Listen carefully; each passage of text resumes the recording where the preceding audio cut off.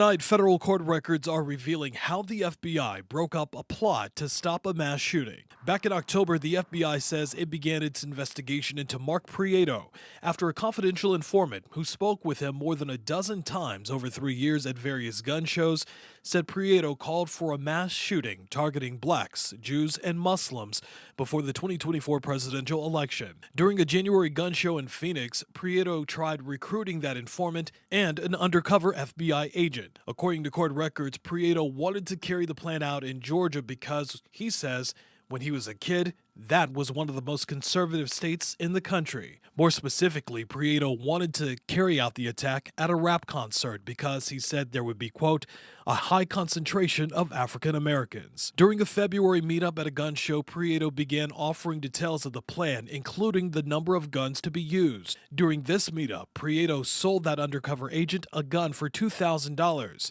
and said he would also like to use grenades during the attack because it can, quote, cause panic. At another gun show in March in Prescott Valley, Prieto provided more specific details. That attack would take place in Atlanta at State Farm Arena on May 14th or 15th. Performing that night was rapper Bad Bunny. During that gun show, Prieto sold an AR-15 rifle to that undercover agent for $1,000 and told them to, quote, bring as many magazines as the gun could carry. In the following weeks, agents continued to monitor Prieto's movements. During an April meetup, Prieto continued to fine-tune his plans, even discussing heading east to do reconnaissance, but emphasized the attack, quote, must happen prior to the election and as soon as possible. Authorities arrested Prieto back on May 14th as he crossed into New Mexico. Investigators say he had several guns in his truck, even more found at his home in Prescott while executing a search warrant.